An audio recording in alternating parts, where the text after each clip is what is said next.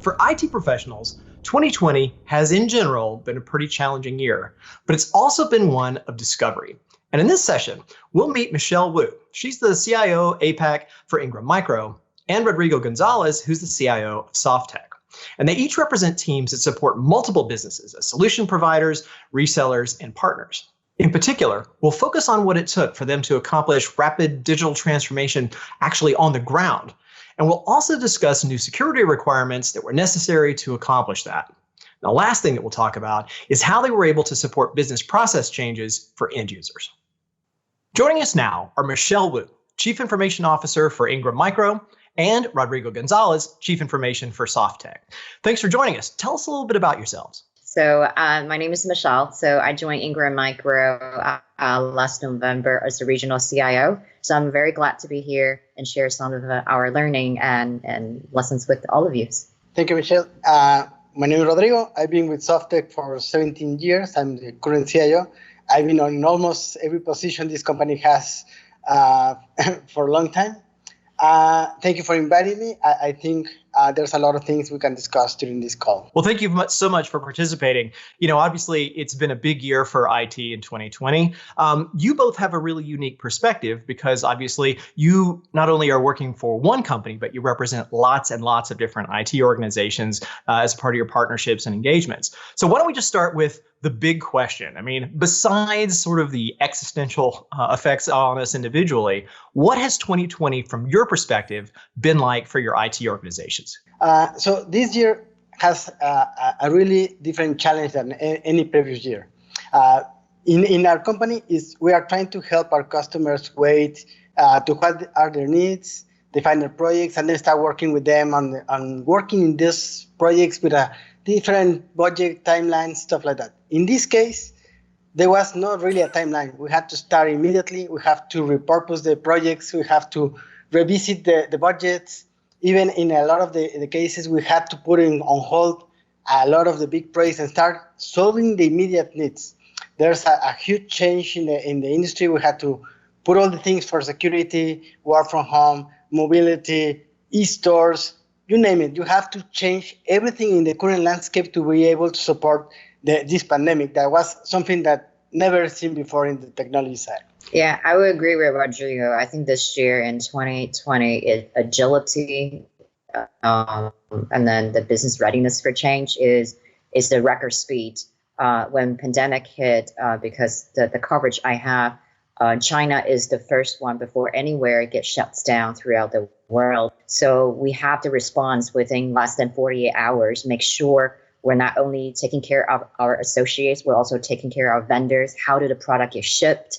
How do we actually fulfill our reseller and vendors so we can connect throughout the whole time when the pandemic is going on? So I think the business definitely are more open to change and always asking IT for help. That it was very different from prior. It's almost sometimes you have to sell them. This is IT and technology.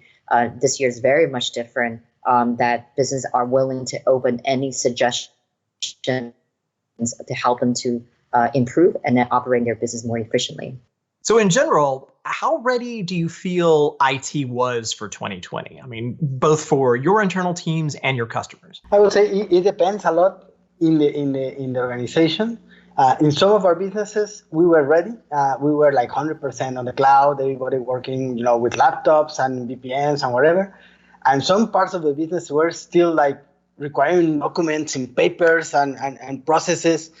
And a lot of our customers were in the same scenario, that they were not prepared. They didn't have laptops. Their IT department is like with a low budget trying to solve and repair a computer instead of just shipping a new computer. So they had to shift all those things like immediately. There was no time to react. And as Michelle was saying, even the supply chain needed to change.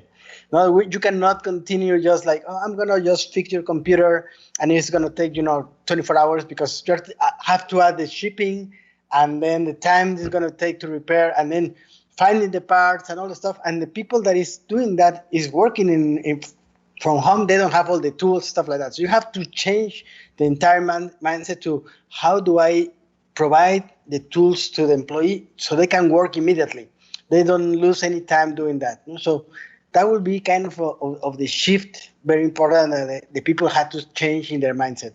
So a lot of it for you ended up being readiness, not just for the company, but for the company's supply chain, for their customers, or even end users that maybe had been using paper processes. So you were doing a lot of education and sort of, again, business process engineering on top of technology engineering. That's correct. You have to help the business change to or transform really to a digital business.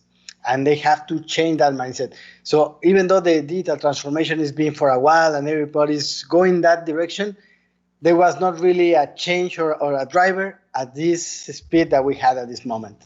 Michelle, did you find that most businesses were able to accomplish what they needed to do, certainly in the early days, with their existing budget, or did they have to burst? Because we see a lot of our customers who are transitioning or have accelerated their projects for cloud migrations or other technologies. So were they able to accomplish a lot of this within existing budgets, or do they have to add on additional budget? For Ingram Micro, it's kind of interesting because we're already on this 3-year journey to transition into B2B. So if you look at our budgets, from even from the region perspective, we were in the very fortunate space that we are able to remain with our budget still transition into B2B. However, I do have to say some of the areas that, a lot of the developments that we have done this year, we actually couldn't launch it. So we'll give you one example. So in logistics, especially in supply chain, some country, you do require physical signatures. Now nobody's going to get a physical signatures, right? So you're launching an app that you're trying to help your logistic and your supply chain to be much easier. So IT always is one of the area that you have to constantly prioritize and then constantly be challenged by the budgets. I think for next year is really what people need to be really watch out for is if your assets are not really up to date, and your assets are not even there. So you actually don't see this year will get burst because people have to work with what they have. But next 2 to 3 years is the asset planning for all the IT. You will see a little bit tick up because they understand now the pandemic planning and disaster planning is really crucial. So I think a lot of the industry, especially in the IT department, you are going to see the next year, next 2 years, depends on depreciation cycle, it will go up for the next 2 years for sure. Let's go back to something that Michelle mentioned earlier about being early, right? Really feeling the effects of the pandemic early on, just based on the logistics of where you operate. Did you find that was an advantage, or that it required a lot of hustle? Because it seems like the kind of thing that could give you a lot of experience to really help with your customer engagements. Yeah. So I'll share my perspective. So I still very, very clearly recall the time that when China and the other cities in Asia has to shut down prior to any other area, that we had to very rapidly deploy the virtual desk for the employees that doesn't have access to physical laptops. And then we had to look at our inventory, make sure it is accurate that we can deploy the access laptops to the folks who don't have it. So those had to be done in less than 40 hours. So we know we have to have the basic, the foundation for people to connect. And then later on, we realized some people who don't live in the community actually have a great connectivity. Then you have to deploy dongle, all those type of things.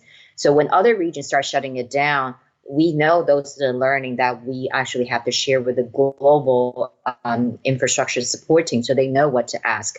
What we also learned, which is really great, is there's actually a digital divide throughout whole entire generation. So you can't assume people have a laptop, they know how to do it themselves. You actually have to constantly walking them through with very simple instructions so they can follow it through, able to adopt well, they actually able to be self-sufficient. So those are the type of learning we were able to share, not with just within China, but also outside of our other countries, in Philippines, for example, in India, even for our countries later on when they have to deploy it in Latin America as well.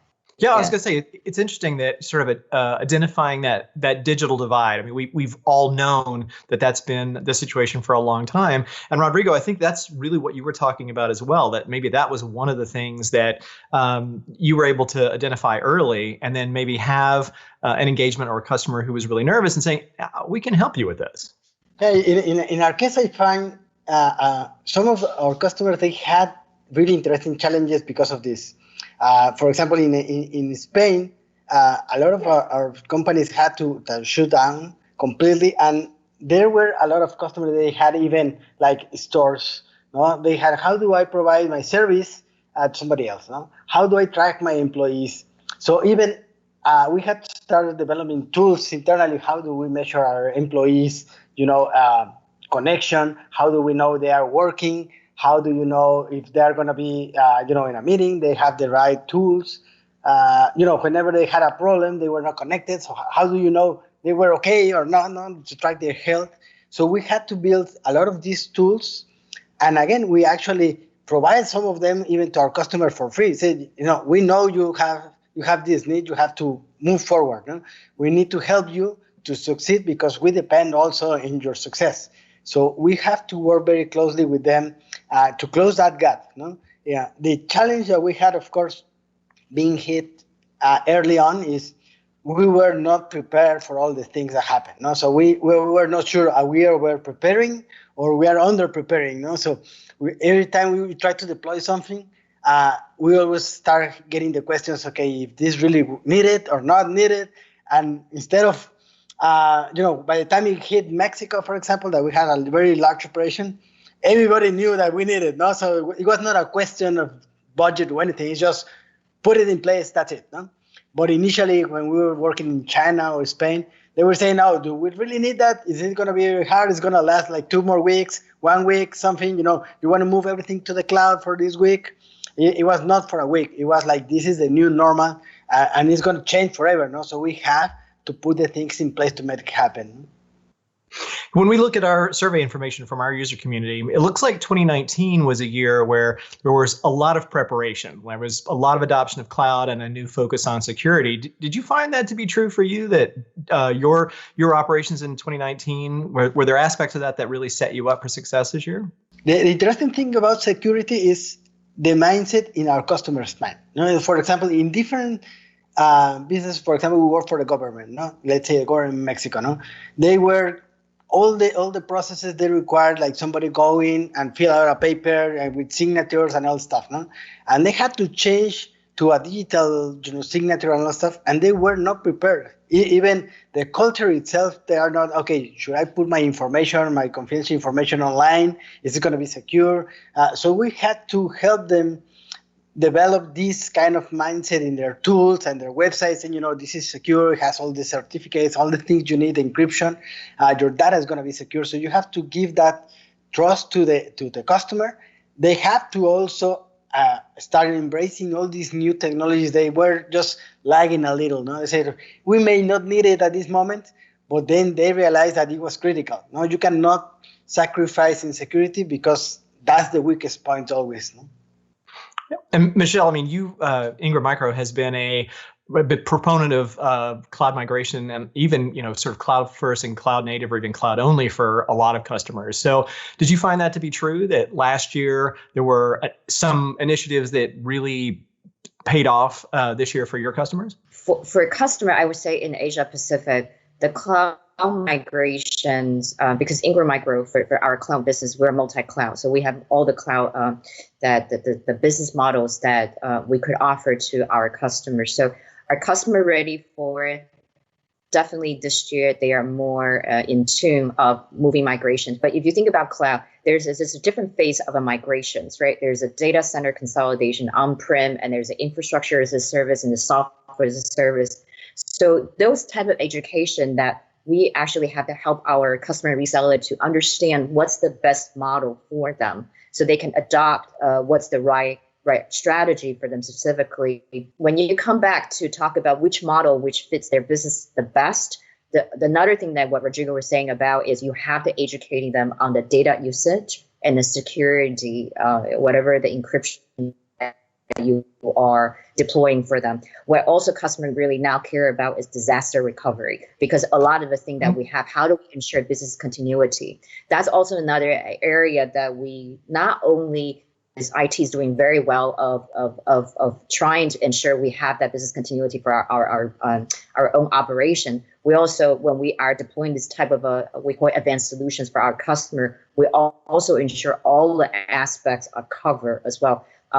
So I think security-wise is that people probably realize or observe there are more cyber attack for all the companies during this pandemic time, because everybody is virtual.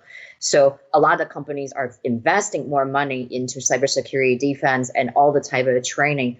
But we keep telling our own employees and also for our customer is that to raise cybersecurity or even security, you start with employees and associates. That's really your first line of defense. Awareness is really what we need to do and helping our customer.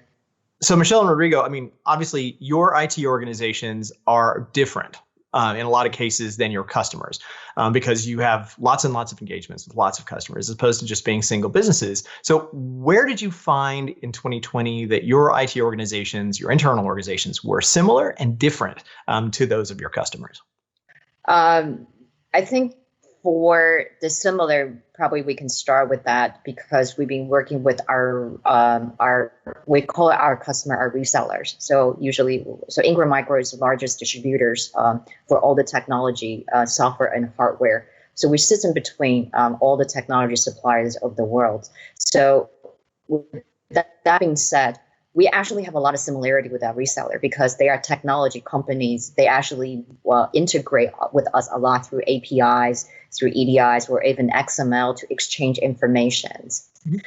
Right now, the interesting thing is that the similarity is how do we do more B2B directly with our resellers?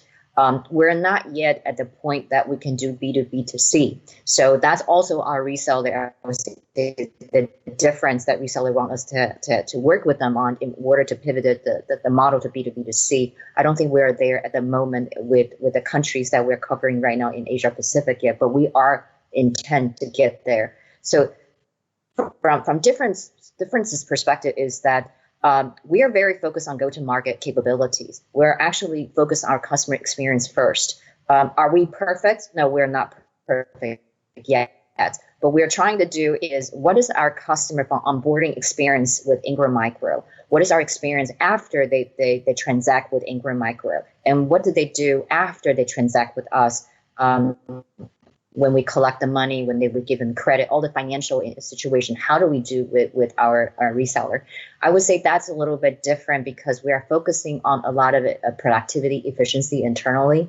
They may have a different things they measure on. So from IT perspective, it sounds very business operation, what I just said, but there's a lot of IT components in order to enable whole entire operations end to end. So I would say that's the similarity is we are having the same goal as our customer and reseller that we want to reach end consumers.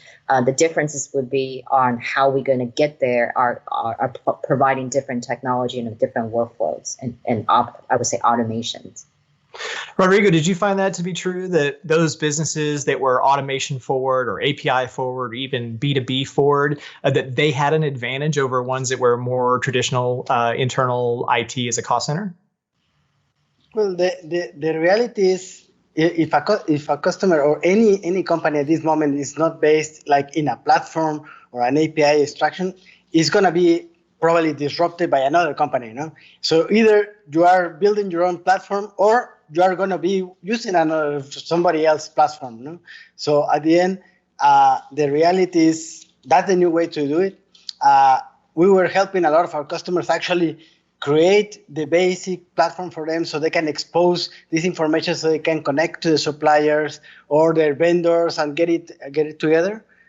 Even some of the things that we built for employees were based in a platform model so they can just plug in their employees and get their information, track their health, stuff like that.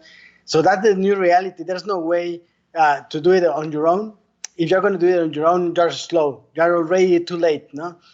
In every company I have seen, they need to be working in a platform model, and as you say, like APIs, communication, everything Right now, that's the new way of doing it.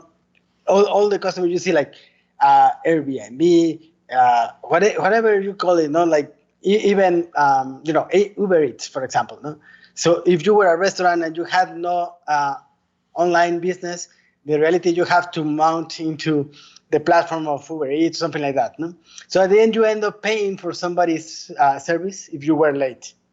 So those early adopters, right now, they had an advantage, and we have to work with many of the customers to put them in that advantage as well, no? So they don't be disrupted at the end of the time. No? Yeah, except increasingly your applications and the services that you're providing really are core to your business. I mean, we tend to think that they're not, but to your point of becoming a digital business or helping customers actually switch to digital services instead of paper is a big part of that. Michelle, I mean, you obviously work with much more B2B and businesses that probably have fairly well developed internal either custom applications, or maybe they tend to be more on-prem, or they've customized package applications. Did you see that as well, or did you see adoption a little bit more towards SaaS? I mean, we've heard stories of people with coming into this year with a dream of this year we're going to adopt O365, and they ended up doing it in 2 weeks. Yeah, I mean, even for ourselves, we're actually adopting more SaaS as well. So I think in my own selfishness, right? I really believe SaaS is the right directions for many companies to go into, specifically when you want to do end-to-end integrations. And that's the beauty of if people are adopting, for example, Microsoft 365 or Dynamics, that they're able to go all the way through, right? You're not just only doing just the CRM piece, you're doing the flow, you're doing the automate piece, you're doing the whole entire end-to-end. Then you can connect to the Power BI and all that downstreams. I think what people, the SaaS is a great thing to adopt, but you need to make sure you have the strong foundation. Many of the people just jump into SaaS, they forgot about their foundations. The foundation and governance are so important that if the IT organization don't have that, it's doomed to failure. So I would just say that SaaS definitely is the right direction to go, but ensure that you have the governance and the processes and the foundation in order to run the whole entire SaaS end to end. All right, so let's take that up a notch into full prognostication for 2021 and the years beyond. If you had some advice, I mean, certainly for our customers and a lot of the folks that are in the trenches, hands on the keyboard, actually affecting and changing and coping with 2020, what advice would you have for them for 2021 and the years beyond based on what you learned this year? I think for me specifically is for IT organization is really first look at your financial. A lot of the time people forget about financial and then just go out and ask for more money because they're balancing between assets, infrastructure, and programs. That's usually all the CIO are struggling with the most of the time.